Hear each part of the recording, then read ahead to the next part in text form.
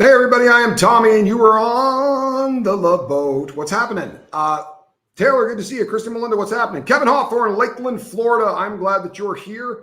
KM is in the building. That's important. Super mod. Does the work of 9 others, you know. So here we go. This is going to be, for a lot of people, the sentence that Sean Diddy Combs just got is going to be particularly annoying because people aren't going to think that this is justice served. Now, I guess it depends on how you define justice. And if you're saying to yourself, Tommy, certainly there's only one way to describe justice, you'd probably be wrong. If you want to go by due process and all of those things, then what Rune Subramanian did is probably about perfect. But if you wanted to see this man get slapped down for how he treated people over a very long period of time, this is probably going to bum you out a little bit. But there are some things that you should probably hear that you may not hear on other channels. I got an email today from Q, who said to me, every single television in my unit, and I would imagine in every other unit, has stuff on there waiting for Diddy updates. Murph, good to see you. Everybody involved inside the prison system was waiting to hear how much time he was going to get. There's nobody in the Bureau of Prisons anywhere that isn't sitting and waiting to find out what was going to happen to Sean Combs. Hubris is a term that people use, and maybe it doesn't get used properly often enough, right? It's a form of arrogance. Here's a perfect example. Sean Combs booked a speaking engagement for next Monday, I believe it was, in Florida, where he was going to be talking about his experience in prison. That's hubris. You haven't even been sentenced for your crime, and you assume you're walking out at 14 months. Why? Well, because in the past, people have gotten 14 months for this crime, but those people didn't sit in a courtroom with a judge that had to listen to how he abused people, whether he was convicted of it or not. I think that this is probably not what everybody wants. I'm not particularly happy with it. The reason I'm not particularly happy with it is because had I gotten this crime with my means, then there's no chance that I end up with a sentence of anywhere in the ballpark of having to do 50 months.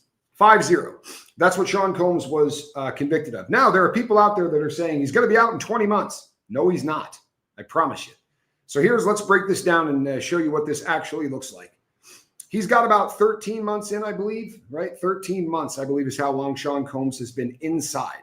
So let's say 13 months off of a 50-month sentence. What does that give us, Johnny Scoville? 37 months. So that's what he has left on his sentence. Now you're going to take good time off, and that good time is going to be 15%. So on 10 years, you'd get a year and a half, which means on basically half of that, almost half of that, you're probably looking at not quite a year of good time. I don't know anybody that keeps all of their good time. It's not something that normally happens. Wendy, good to see you. B lady, I'm glad you're here. Most people can't keep their good time. Here's what happens in prison. Someone is going to come up and decide to take a swing at Sean Combs. And if Sean Combs decides that he's going to engage and swing back, he's going to lose good time, a lot of it. You can lose 27 days up to 32, depending on how bad the fight is, of good time. And you go, well, that's not a lot of time. Yeah, it really is, because you just don't get a lot of good time in the feds. You got to do 85% of your sentence. And then what they're going to tell them is this. If you get in there and you do RDAP, you're going to hear people talk about this. If you get in there and you do RDAP, which is the residential drug program inside prison, so like a rehab, if you do that, they'll give you 6 months off your sentence, right? Then you get 6 months of halfway house. You're going to hear a lot of people talking about how Sean Combs can get out. Hey, AVAC, he's going to get out a year early because he's going to do RDAP. He's going to do this. There's no chance in hell that's going to happen. I'm telling you right now. There's also no chance in hell they're going to give him 6 months of halfway house. They don't do that on short sentences. I have done these. I have received 48 months in the feds on a sentence, 2 months less than Sean Combs. And they said to me, you've been in a year. You're going to be out in 16 months. That's what lawyers say to you so that you don't call them on Monday and lose your mind. Also, he has 14 days to appeal this case, the sentencing of the case. And if you're saying, I thought you always get 30 days, you get 30 days to appeal your case. Your sentencing, you're allowed 2 weeks. They're already written it. I promise you, they've already written it. They just had to enter how much time he was going to get because they couldn't have believed he was going to walk out of there on this. But if you think that him appealing his sentence is going to help him out, it very well could. It also could hurt him. Not sure if you realize this, but In the federal system, there's a pretty famous case of a guy that was part of a terrorist cell. Hello, Jane. He was no, he can't appeal he can appeal the sentence. Absolutely. You can appeal any sentence you want in the feds. He can't appeal the case. You're right. But he can appeal the sentence. He has 14 days to do it. That is, if he appeals, can the judge give him more time? And that's the question to ask. You damn right he can. It will go to a higher court. And there's been a pretty famous case. Yeah, Jane, I did a lot of time in the feds, and I listened to every single time I got sentenced. And he said, if you're unhappy with your sentence, you have 14 days to appeal it. I promise you that is hard booked into the feds. Now, they're going to appeal. They've already announced that. If you want to go check the AP, his attorneys have already said that they're going to appeal this case. And of course they're going to. But the problem becomes this. There are cases where, specifically one while I was in, there was a terrorist that was in the prison that I was at, and he had to go into what's called an MP room. They didn't take him out to bring him to court. He sat on a video screen like I'm doing with you right now, and he watched all the proceedings. And I used to have to bring him his food. And I didn't like him much at all. And he used to throw food that he didn't like on the floor. And the other guys would clean that up. And I walked in one day and went, you better pick those carrots up or I'm going to stomp you out like a brush fire. And I ended up getting in trouble for it. But at the end of his run, he was appealing a 20-year sentence because he said, I didn't blow anything up. I didn't attempt to blow anything up. All I did, right? All I did was help to facilitate the stuff. And I got basically the same sentence as the people that were actually involved in the bombing. And it got all the way to where he got the proch to, you can watch the hearing all effing day, Jane. Have you done any time in prison? Because I've done 2 federal sentences. I also worked in a law library for 13 years.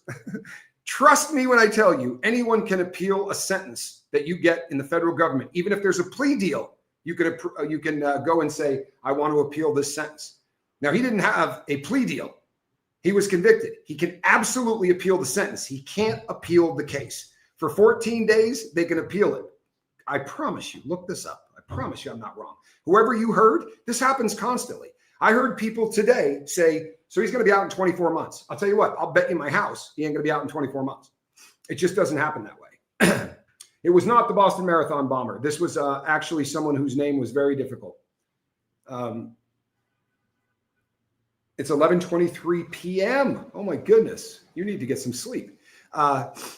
If he appeals, the judge can give him more time. This terrorist went in there looking at 20 years, and the judges like to play with you. It's going to be interesting to read what Sub-Romanian said at sentencing, because usually they will give you hope. While you're sitting there, you're like, oh man, this is going to be a short sentence. And then they start to say something that makes you think it's going to be a longer sentence. And I think it's probably part of the rehab process in their head. But on this particular terrorist, the judge said, this is one of those strange times where I could not agree with you more. This sentence is not right. And of course, he probably did the smiling thing, started to feel like he was pretty happy. The judge decided to give him 7 more years than what his original sentence was. You're playing with fire when you start to appeal sentences in the feds. In France, all right, thank you for being here, but you do need to get some sleep. And then let's talk about this. Sub-Romanian did say this, you're not going home to your family. You're going to go do some hard time. Depending on how they decide to rule this at a place called Grand Prairie, Texas, for whatever reason, is the computation center for the Bureau of Prisons. There are buildings down there with hundreds of people that sit in there, and they determine what your yard points are. They determine what your criminal history points are, and they determine what prison you're going to go to. You're also going to hear people say that the judge gave him a choice to go to whatever prison he wants. Every single person who goes through the feds is given that. They say, where do you want to go to prison? I did that twice. I didn't get anywhere near the prisons that I asked for. They ask because it is a part of policy. And then, in theory, if Grand Prairie has tons of openings at that prison, they will try to accommodate you to get you as close to family as possible, because they believe that inmates that have family visits don't do stupid things because Roberta, they don't do stupid things because they want to make sure that they can see their family. That's not a ludicrous idea. It does actually play out that way. The people who get visits don't try to do anything that's going to cost them seeing their loved ones. So could he get sent to a prison in Florida or in New York? And the answer to that question is, in my opinion, there's a really good chance he could get sent to a prison in Florida. I don't know that he's going to get sent to a prison in New York. Now, I haven't been incarcerated now for a period of time, But I do know for a fact that one of the more well-known check-in yards, hey, Jane Aldrich, and by check-in yard, I mean, these are protective custody yards. One of the Coleman facilities in Florida is where they put a lot of people with his particular kind of crime. This is a sex crime, whether or not, I mean, it's not rape, but it is a sex crime. And sex crime inmates don't normally hit general population yards like Victorville or like Atwater or Beaumont or really tough prisons, because they'll get killed as soon as they get off the bus. Those guys will not do time with somebody that they consider a freak. And they don't like splitting hairs. They don't like saying, well, this sex crime is not as bad as that sex crime. If you got a sex crime, you're going to have a very difficult time doing time. I don't think Diddy is going to do soft time. Do I think that everything he's been saying about how he's doing time at MDC Brooklyn is true? Of course not. Of course not. He's making it seem far worse than it is. He said that there were maggots in his food. There is no way in hell that they're serving people food with maggots in it. Sounds great. They don't do it. Now, do you get some food that's really nasty? Yeah, you betcha. But they're not serving maggots. And the reason is there were times that they used to. And those people sued. Hold on one second, because I'm going to sneeze.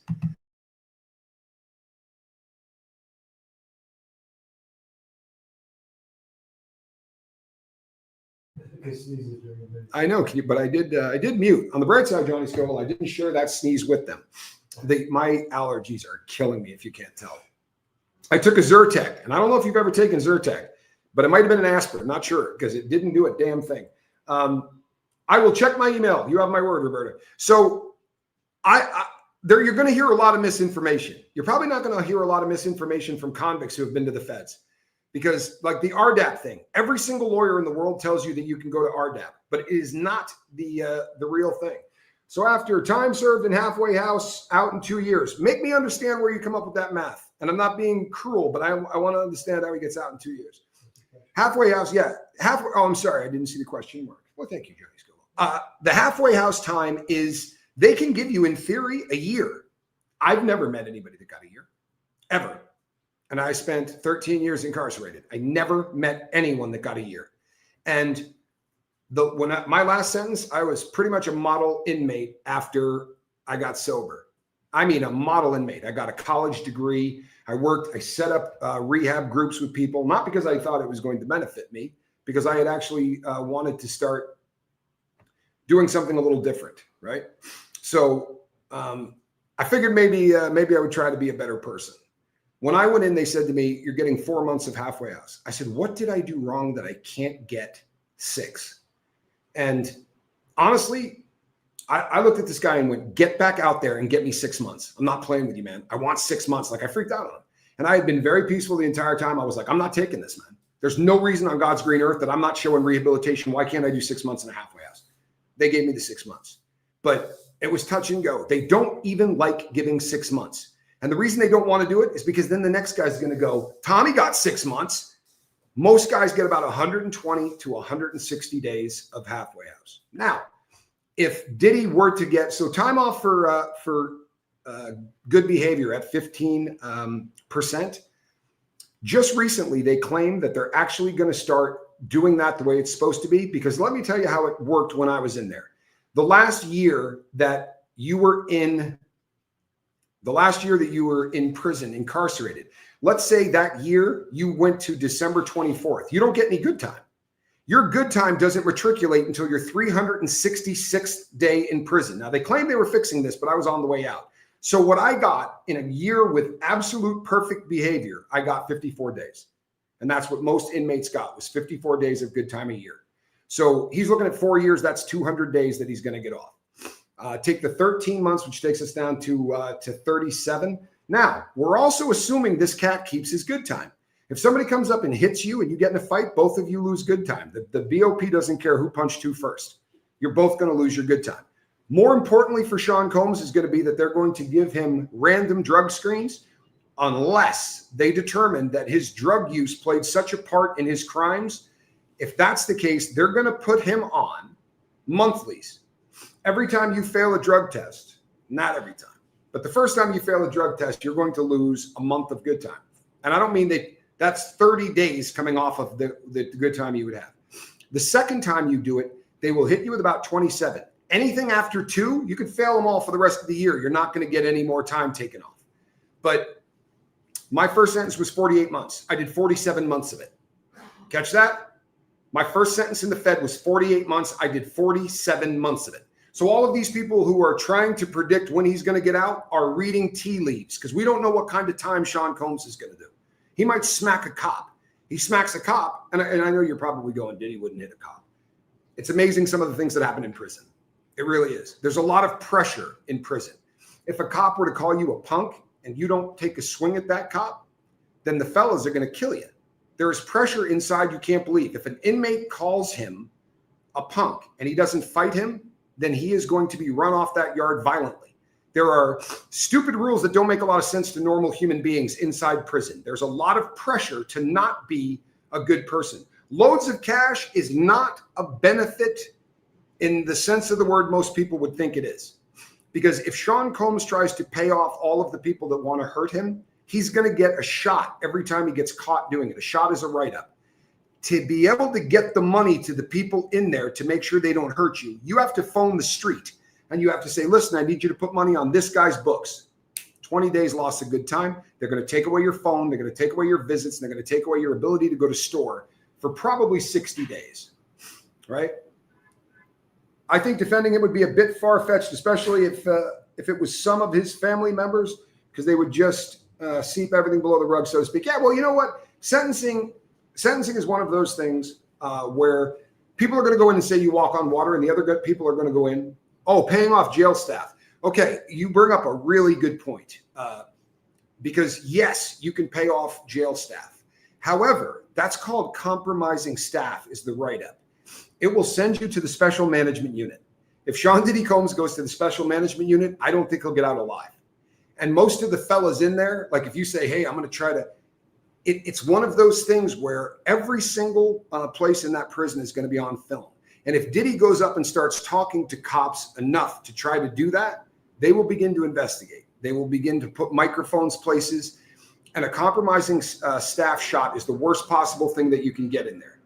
Gray says, or Gary says, sorry, can they still hit him with extra charges like the file down gun numbers? Greetings from Western Australia. Absolutely, they can hit him with other charges. They absolutely can hit him with other charges. And very often, this used to happen with the mob all the time. Very often, if you go in there and you dodge a bullet big time, they'll start looking through all of the things that they charged you with in the feds that they might be able to now go back and get a state court to try to take you to court for. That's not double jeopardy.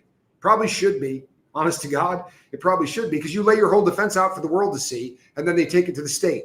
Or you lay your whole defense out in the state and they take it to the feds, like John Gotti. The real problem for Diddy is going to be that he has been pissing and moaning to the entire world about how bad MDC Brooklyn is. The guys in prison get newspapers. The guys in prison watch television. All of these people have listened to this guy complain. People that complain in prison aren't viewed in a positive light. He said that all of the inmates in there were on drugs. That's snitching. You understand? That's snitching. He said there are so many drugs in his unit, but he's not doing them. That's snitching. I wonder why no gun charges. It's their ace for later. It could be their ace for later. It absolutely could be. It also could end up on one of his family members. It's interesting what they can do with things like that. Why did they throw the gun charge? Why did they throw the gun charges in? Another trial cost? Honestly, I don't know the answer to that. And I'm not sure that anyone does. It could be one of those things where they wanted to be able to hit him with a gun charge at a later date. It also could be that there's an investigation underway as to where those guns came from. When you file off a serial number of a gun, you almost have to take it all the way down to the barrel in order to get rid of the stamp, or you have to take the metal almost to nothing, because when you stamp it, it's done so hard into the gun that even when you sand it all the way off, they use these chemicals and stuff, and they always get the numbers. So they may be in the process of finding out where those guns came from. If that gun has a body on it, right? If the ballistics on that gun comes back to someone that was killed. So there could be a lot going on behind the scenes that we don't know about. The feds are really exhaustive. How many folks in a unit? 126. He's in a unit right now of, I think, 24 to 28 when the unit is filled. It's a dorm. Everybody sleeps in one room and there's a television set. He has no idea where he's going. He has no idea. He thinks this is prison. This ain't prison. Dorms, the people in dorms are in dorms because they know that those people aren't going to attack somebody. You don't put a killer in a dorm. because he's going to get real angry at people who make noise at 9 o'clock at night when he's trying to go to sleep. Diddy's going to go in a cell with one other man. That's a dangerous situation. It really is, especially when you're famous and the other guy isn't. Most Fed units have about 126 guys in them. A lot of them are going to be killers. He has a really bad crime in terms of what inmates believe, right? Now, I've had people say, you know, they're going to treat him like a hero because he beat this. And he could have got away with that if he had kept his mouth shut. He honestly could have walked into there like, hey, man, I wasn't guilty of anything. And this is why I only got charged with this. He has been going to the press constantly talking about how inmates want to hurt him. Guards want to hurt him. Everybody in there's got dope, but he's not doing it. That's called snitching, right? Yeah, he has to go to prison for 50 months is what the sentence is. Now, you can get good time. You can get good time off of your sentence. I think he's probably looking at, if he was able to maintain some good time and, you know, they were able to give him a decent amount of halfway house, I think he's probably looking at about 3 more years that he's got to bring him. But he is more of a target than anybody on earth. He's a snitch. He's a snitch. And you know what? Renee B says it best. He's a bitch, which is a term that will get you punched, right? That is, there are 2 words you can't say in prison, punk or bitch. If you call someone a punk or a bitch, what you're really saying is it's time to fight. And you don't have an option. If the guy that says that to you is 6'5" and looks like the guy from the Green Mile, you still got to swing at him. Now, you know what's interesting? What's interesting is this. You don't get disrespected for losing a fight. They will take food to you and make sure you don't have to leave your cell so that people don't see you bruised up so you don't have to leave the yard. It's called taking an ass kicking. And if you take it like a man, you will actually gain respect. I don't think Diddy's the taking it like a man kind of guy. I don't think he has a doing time kind of disposition, right? I think he's proven that. What he did to say, well, I'm not doing drugs anymore. I'm perfect, but everybody else in there is a scumbag. I can't begin to tell you. There are guys in there right now cracking their knuckles. There are guys in there talking about, I'm taxing that dude when he gets here. And there are people in there saying, I'm going to punch that dude in the throat when he gets here. Q is one of the most peace-loving dudes you've ever met on planet Earth. I mean, he comes across like a black Buddha, you know, with a Jesus kind of disposition. And I said to Q, what do you think? He said, I think they're going to kill that N-word as soon as he gets where he's going. That's what he said. He said he's in deep, deep trouble. I've done enough time to see how people with those kinds of crimes are treated. They can do what they can to try to protect him. However, please get this out of your head. They're not going to be able to send him to a yard where every person on that yard is a sex offender. If there was a yard where everybody on the yard was a sex offender, you're still a target, right? However, you at least aren't going to look down your nose at the crime of the guy next to you. The problem becomes there are stone cold prisons. And then somebody at a poker table says the wrong thing and punches someone in a gang that has more seniority than them. That guy goes to the shot caller and says, I want this dude gone. They don't just say you got to leave the yard. You got to leave every yard for the rest of your time. They call it a career ender. You can do things that end your prison career, which means you now have to go to a prison with people like Diddy. Do you think that person stops becoming a stone cold killer because they sent him to a yard like Diddy? That person's going to get there looking at a life sentence and being on a PC yard and thinking, you know how I could get back into a regular yard? I could crush this dude. I could crush this dude. My reputation would be completely fixed. Diddy's going to be on yards with a lot of people that are really, really bad men. And I mean, in every sense of the word, there are going to be freaks like him, but there are going to be guys who are gangbangers a month ago. There are going to be guys who were gangbangers 3 months ago of every race. And you go, well, you know, but in regular, there are no shot callers on PC yards. I'm going to say that one more time. There are not shot callers on PC yards. The purpose of a shot caller is to sanction violence, right? Anybody else having problems with my audio? Shot callers sanction violence. I get into an argument with somebody that's not of the same skin color as mine. Then what happens is I got to go to my shot caller and say, hey, this individual who doesn't have the same skin color as me, let's say it's a Mexican cat. I'll say, hey, this guy, he's a Mexican. He said this, and this to me. I'd kind of like to kick the crap out of him. My shot caller goes to their shot caller and says, hey, your boy's out of line. He just did this, and this. Now what? They will determine whether or not they say catch a fade. Catch a fade means take them to a cell, let the two of them beat the crap out of each other, and we'll take care of the winner and loser. right? We'll make sure that they get back to their cells and no one's going to be any of the wiser. If you go to a yard where that doesn't exist and the Mexican fellow comes up and says something to a white guy that's out of pocket, he's just going to hit him. Shot callers may seem like a really stupid concept, but they do keep some form of order in a prison between races, between different cars. None of that is going to happen where they're sending Diddy. You understand?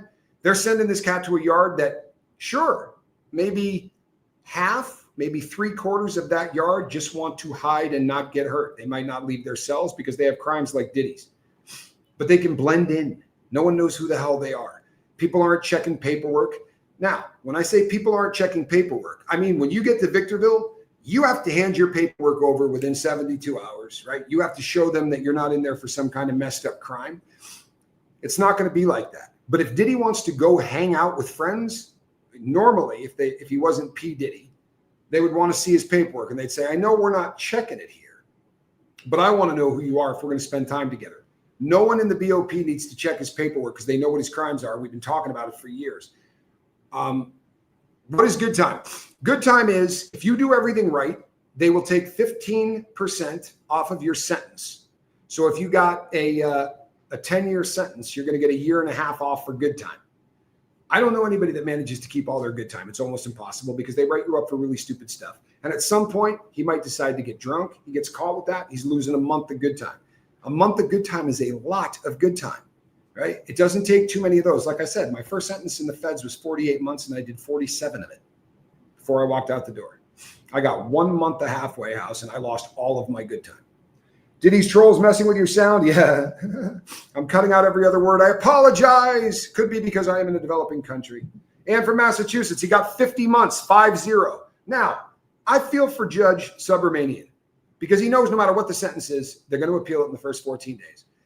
He had to come out there and it was a very long sentencing, people. The average federal sentencing is somewhere between 30 minutes, which is about what all of mine were, and all the way up to about 2 hours. This one went considerably longer than that.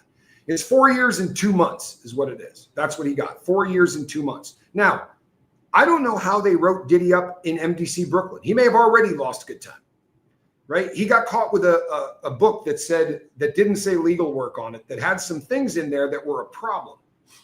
Certain big names were around in the 90s, have a stigma attached to them nowadays. Well, you know what? This is a really rugged case. The reason that there is nobody in the role of a shot caller in one of those prisons is because if a gang member from one of the big gangs, the big white gang, and I don't normally say gang names on here out of a respect thing, but look, the big white gang's called the Aryan Brotherhood, right? The big Mexican gang is either called the Sureños or the Norteños, depending on what part of California they're from. Those gangs, if they find out that one of those yards has got a shot caller on it, all of those people who are shot callers are picked by gang members. The gang members decide who's going to run every yard. Those yards are for freaks, and they do not allow any of structure like that. Now, there are gang members like the GBG, that's the Gay Boy Gangsters, and some of them end up on yards like that, and they'll do some gang banging on the yards. There's also the Deuce Fives, right? They're called the Deuce Fives. It's the 25. And these are dropouts. These are the guys I was talking about. These are gang members who got kicked out of gangs, and then they joined another gang called the Deuce Fives. They end up on yards like this, and they politic, which is a nice way of saying they're racist. This could be a very ugly sentence for Diddy. Under the best of circumstances, this will be a very ugly sentence for Diddy. Yeah, there are definitely gangs. There's about 3 of them that I'm aware of.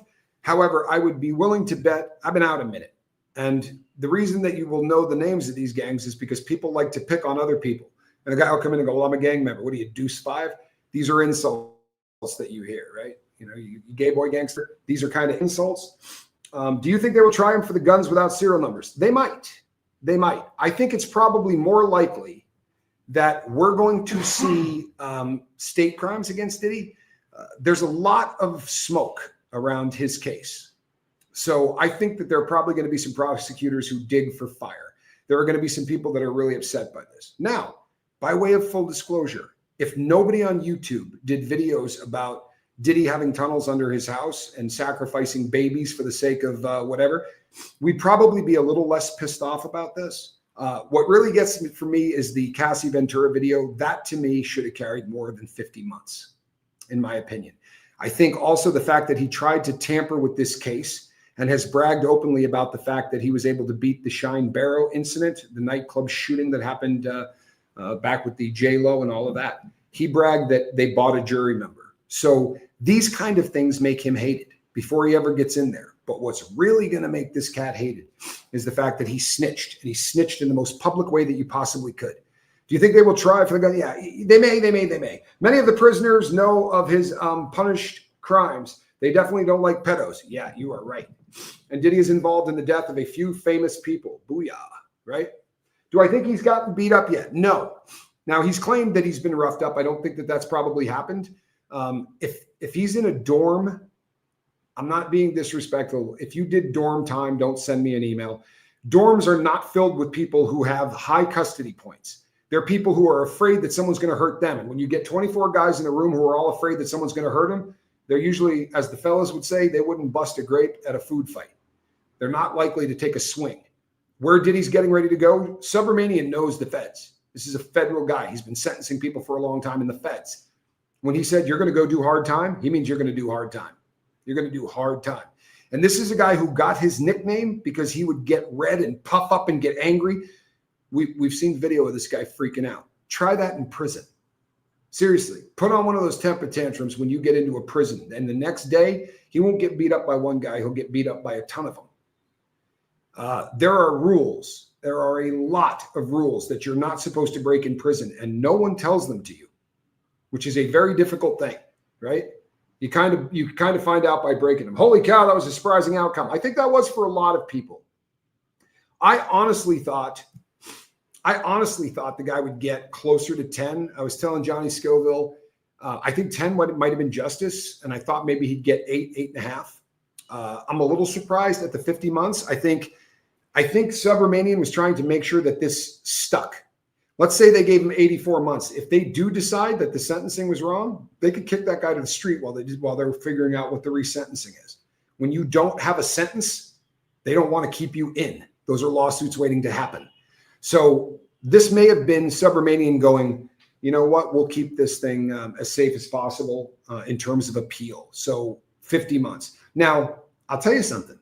My first sentence in the feds was 48 months. I started out at a low custody level and ended up in a special management unit. And that process took me less than 20 months.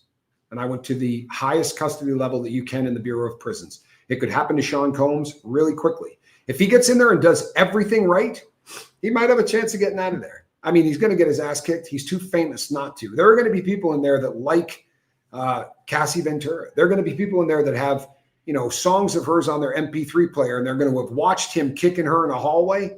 And I promise you, there are guys that aren't going to take too kindly to that, right? This is the most public case that you could ever wrap your brain around. So all of his music, then what will happen to it? Well, currently right now, his music catalog is worth about 1/3 of what it used to be. This has been very tough for his businesses. He's not making a whole lot of money. And you may go, yeah, he has $400 million. Those homes aren't paid off in cash. He was trying to restructure loans on those things so they could figure out a way for him to put up all of that money that he wanted to, and he was hoping to get out on bail. So he probably has $20,000 a month mortgages. You got to keep money coming in, right? He had a lot of employees, most of whom, all of them are gone, right? There is no, bad boy doesn't really exist except for the music catalog. I don't think this is going to work out very well for Sean Combs. Now, if he were to completely turn his life around inside and come out a changed man, we live in a society where people are very willing to see a comeback story. He got off to a really bad start. He's like Koberger. Diddy has not spent one day in prison. I don't care what any of you believe. He has not been in prison. He was involved in a liquor business. He sold out of that and then tried to sue the company that for racism, right? And he's not going to be popular in prison. There are going to be people who are J-Lo fans who are going to be unhappy that they think he slept with her. There are going to be all kinds of people that believed everything that the attorney from Texas said. You get a magazine or you get a newspaper and you read that 3,000 people called in about him raping or molesting them or whatever. There are going to be people in there that heard that soundbite and no others. So when he comes in, they're going to be looking at him going, this guy's got 3,000 rapes. He's the guy I'm punching in the face, right? That's the most hated crime in the BOP, especially when done to kids. Now, he is accused, the youngest was 8 years old, a male. Whether or not that actually happened, I don't know. I don't know if it happened or not, but the fellas ain't going to give a crap. As far as they're concerned, he did that. That's usually how that works. He claimed already that he's turned his life around. Yeah, most people at sentencing do claim that. Where he made the mistake was to say there's drugs all over this place. Everyone's doing them but me. That's called snitching. To say that the guards were in on him, people trying to hurt him. So now he has snitched on cops and he has snitched on inmates. Those are the two people you don't want to snitch on. But if you're going to snitch on one, you probably ought to make it an inmate, because then they can move you to a yard where that inmate isn't there and they try to protect you. But if you out cops, every yard you go to, it's their job to babysit you. No cop in there likes Sean Combs. I promise. If they did before that, once he started saying there's maggots in the food and they're not doing anything to protect me, in fact, I'm more afraid of them than any, yeah, man, he has made his bed to be in really bad shape. The only thing that might faze him if his mom passes while he's locked up. That death while you're inside is the worst thing in the world.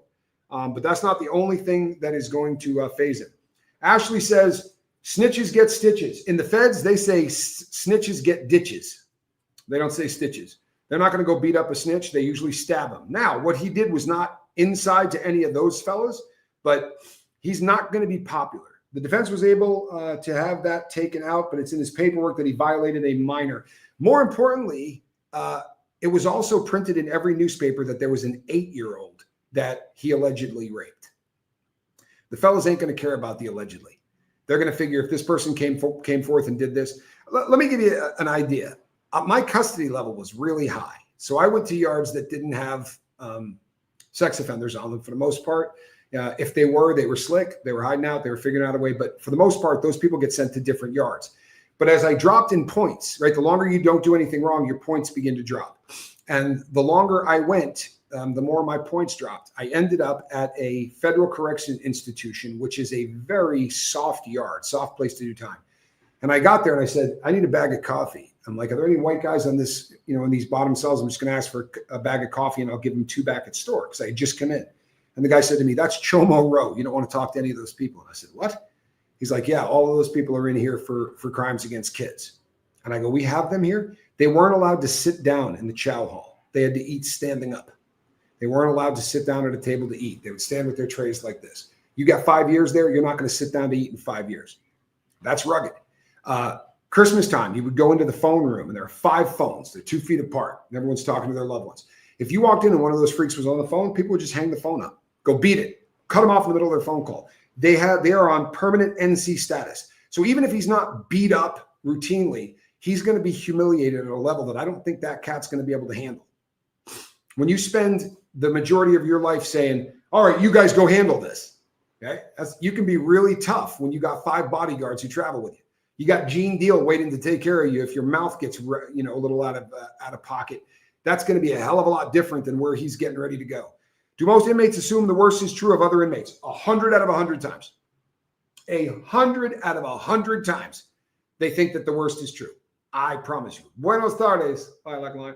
Good to see you. Yeah, the inmates are not, look, I'll piss people off, but let's keep it real. They're not deep thinkers. Most inmates are not burdened by deep thought. There are the occasional guys who are very, very intelligent. Most of them are not. You think the inmates will know indefinitely what he did, or would they have to get it out of him? No, here's the deal.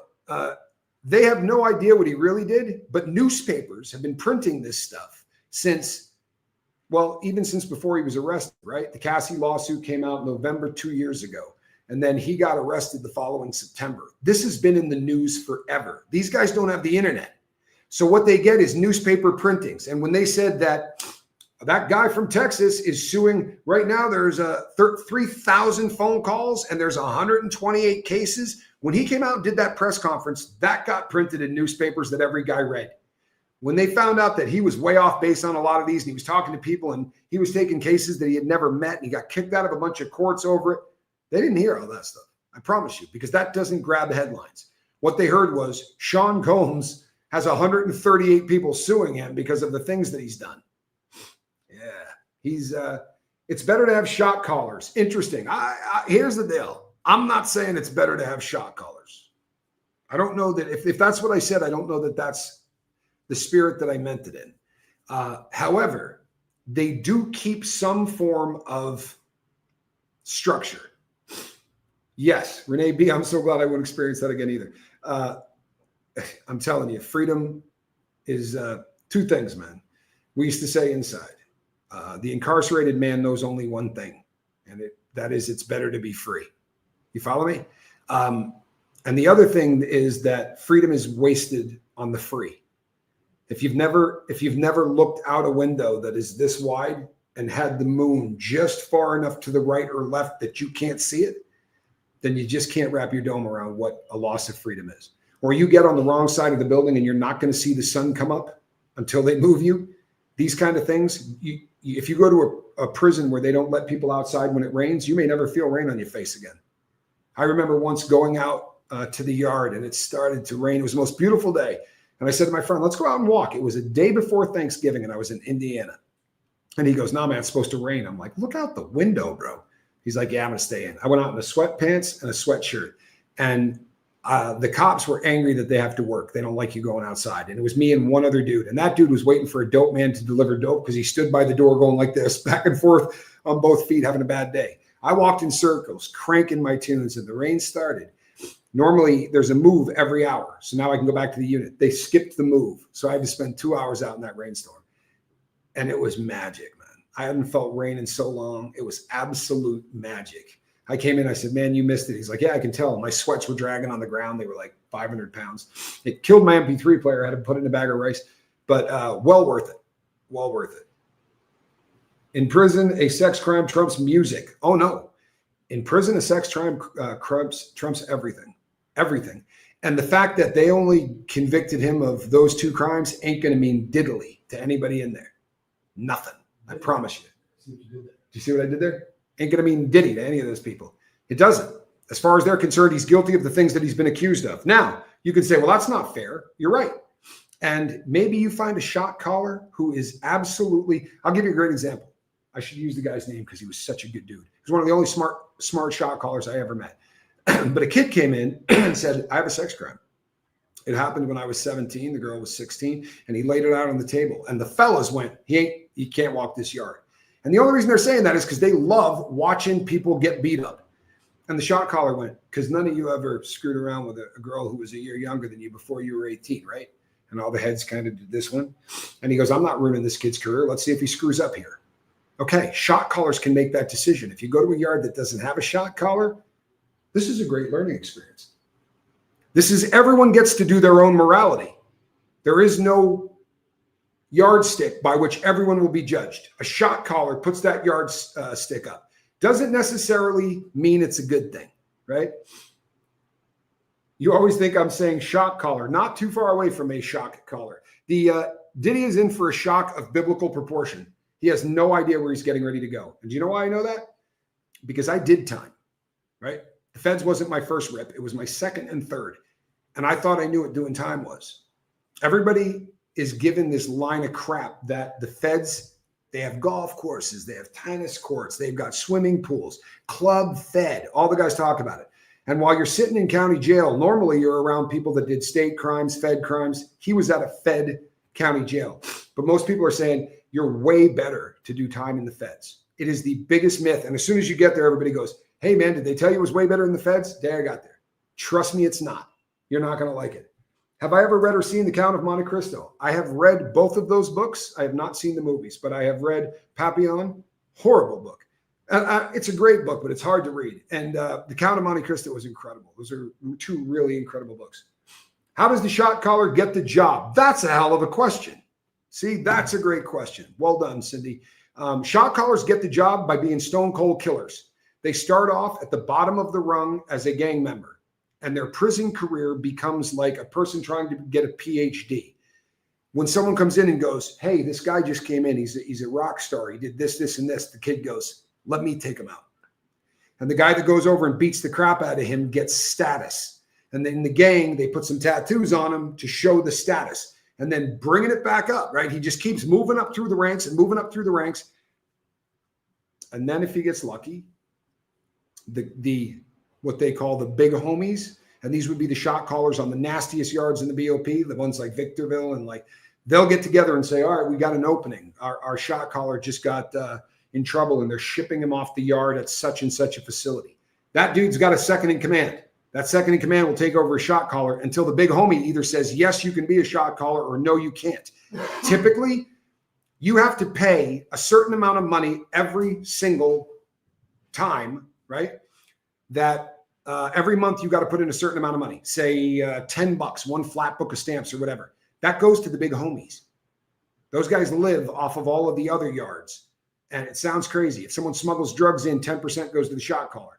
If somebody's got a hustle that makes a lot of money, 10% goes to the shot caller. Huge sports bookies have to give money. It's like the mafia. It really is, except without all the class. Please help me understand how Ghislaine Maxwell is now in federal prison when she should be in state prison. Well, the problem with Ghislaine Maxwell's case is that there were people allegedly, right? If you believe it, there were people allegedly molested at, and I do believe it, but I'm just putting that allegedly out there because if you don't, allegedly, someone's going to sue me. The island was not in the United States, right? So we're talking about getting on an airplane and crossing state lines. Then he had the brownstone in New York, which is nothing but a mansion, huge mansion, but he's got that. Then he had a place in New Mexico. He would fly all around the countries with these girls and with Ghislaine Maxwell. When you cross a state line, the state crime becomes a federal crime. It's a world inside a world. It is an ugly, shitty version, pardon me, of a world inside a world. Prison is no bueno under the best of circumstances. And I can tell you this because the first prison I ever went to, we used to affectionately call Prisony World. Guys walked around in shower slides, like flip-flops, outside on the yard. In a federal prison, you have to be suited and booted at 5 a.m. You have to have your uniform on and your boots tied up so that you're ready to get into a fight in case other races are going to be going after yours.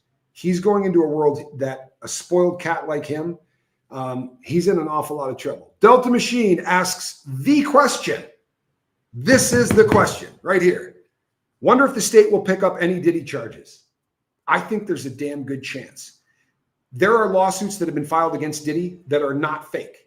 There are lawsuits against Diddy that have been filed by people that he did horrific things to.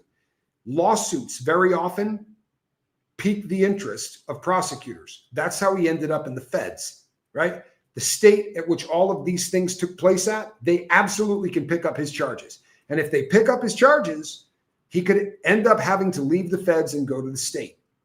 It is a reality that happens all the time. No less than a dozen times. So one of my hustles back in the day. Yeah, so gangs are an MLM. Renee B gets it. Renee B gets it. I used to run poker tables. Gambling was my hustle inside for a long time. And no less than a dozen times, they would come up to the poker table and say to somebody, pack your stuff, you're leaving. And they'd go, what do you mean? Well, turns out you've been prosecuted in the state. You got an indictment. You have to fly back and go see the judge. Just horrific stuff, right? You never want to hear that, but yeah, I think Delta Machine, I think that there's a decent chance that we could see at least one or two more cases blossom out of what happened in the Diddy situation. I had a feeling Diddy was a suspicious fellow when I saw a clip of him talking about Missy Elliott and how she started in the business. Said something along the lines of taking her clothes off. Yeah, for him, right? I mean, he is. Now, I'm going to be honest with you. I think that if you're famous, and whether it's entertainment or whether it's Hollywood or whatever, there's a lot of this that goes on. And it's probably because, make friends, it's probably because men are pigs, right? When a cult happens and the guy gets supreme power over everybody, he starts banging the kids, right? Warren Jeffs, French Guiana, help me, Jonestown. Anytime someone rises to that level of power where you can say, you're going to be important and you're not, they always start bringing out the worst in a person's character. We already know what Diddy's character is, right? And once he was given that kind of power, I do believe that he made a lot of people get on their knees if they wanted a contract. And it didn't matter whether they were male or female. I'm not the only person in America that believes that. There's 150 people in here who believe that. And there are about, last time I looked, 195,000 people in the Federal Bureau of Prisons. And I'll bet you that 80% of them think he's a scumbag. It's not how I would want to go to prison. I can't imagine walking into a unit where everybody already knew who I was. This is going to sound messed up because I honestly cannot stand this dude, right? I really dislike this dude. However, there's a part of me that feels for him, for what it's going to be like when he walks in holding his roll, right? Which is your sheets, you don't get a pillow, but you got your sheets, your underwear, 2 pair of clothing, whatever, and it's rolled up. Hey, Kelly, when he goes walking in with that and everybody stops talking, I've said a lot of times, the scariest sound in the world is a silent prison. When guys ain't talking, I mean, if you're a convict and you've done any kind of time, when you hear the guys who've been down a minute, start moving toward the exits because it's about to get ugly. Guys make a lot of noise in prison. When Diddy walks through that front door, you're going to be able to hear an insect fart. I promise you. I'm going to say this right or wrong, just what I think. Had this been a regular person, he would have been thrown the book at. I didn't get any mercy. I am no longer surprised. I got news for you. You're right. You're 100% right. This guy dropped millions of dollars to get a 50-month sentence, bought and paid for. And the system is broken in that the prosecutors and the defense attorneys have lunch together. And I know I was married to a defense attorney, and she would say to me, yeah, you go in there and you say, man, I really want this guy to get 50 months. And the prosecutor will say to you, all right, but you owe me one on the next one. Is that fair for the next one? Inmates, guys and gals that are going to prison are trash in the eyes of both the defense and the prosecution. That doesn't mean that there aren't defense attorneys that absolutely, wholeheartedly do everything that they can, right, to help people and to advocate for them. But nevertheless, they are absolutely cutting deals and doing all kinds of things that should just make you want to vomit. Now, I do want to make an announcement. I will not be going live this evening at 7 o'clock. OJ did get acquitted, but you know what? He then had his life destroyed by a civil case. I saw a comment back here that I thought was kind of important. Let me back up, and this will probably be the last one that I do. Here you go. Yesterday, the civil judge has decided to move on to discovery in the Anna Cain case. That case has some criminal charges too, and I'm not racist. I'm just a guy that's been around a hot minute. She's also very attractive and blonde, and this sucks, but it's the truth. That's going to be a problem for him. It is. You can research this. If the victim happens to be blonde and attractive, you're in a lot more trouble. They tend to be believed more. It's not fair. It's just true, right? I'm not endorsing it, so don't send me any hate mail. I'm just telling you this is a fact. So Anna Cain is a dime, right? She's a very attractive girl, and she's articulate, and she's believable. And yeah, we could see some state charges come out of that, and that would be a problem for him in a really big way. I do believe we're going to see some other charges come out.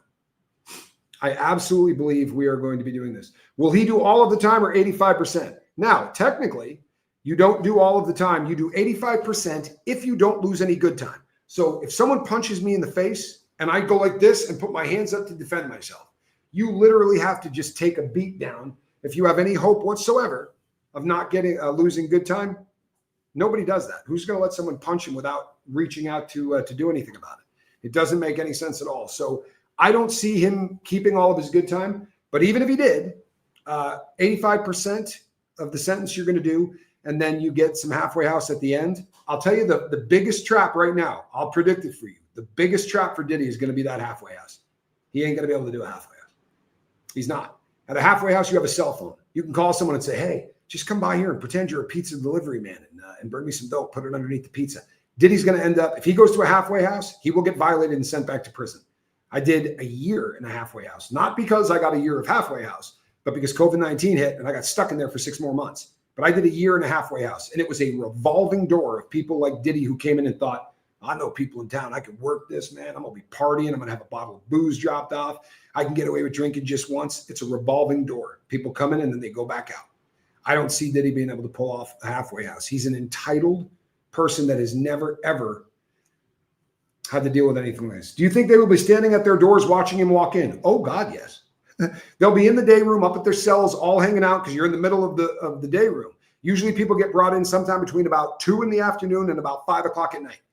And when he comes in, everybody will be in the day room. There'll be 126 people in the unit, maybe 10% in their cells. The rest of them will be playing cards. It'll just be a regular day in prison until he walks in that door. More than likely, he will not walk in alone. They don't send a train. That's what they call it. It's not a train, but that's what everybody calls it. They don't send a train unless there's enough people in it to justify it. So Diddy will end up coming in with 3 or 4 other guys to the unit. And it's going to get quiet. It is going to get quiet. Johnny is going to do a show. What time are you doing a show? In about 50 minutes from now. 5-0. In 50 minutes from right now, Johnny Scoville will be doing a show. And the question is that man a fascist? Yeah, he isn't used to being told what to do. He's always used to being in control. There's a lot of truth to that. Oh, that's a beautiful thing. Marissa says, Tommy, I'm so sorry that you have to know these things. You know what? I appreciate that. It's a very kind thing to say. Unlike Sean Puffy Combs, I had to see these things because I screwed up. I made mistakes that put me in prison.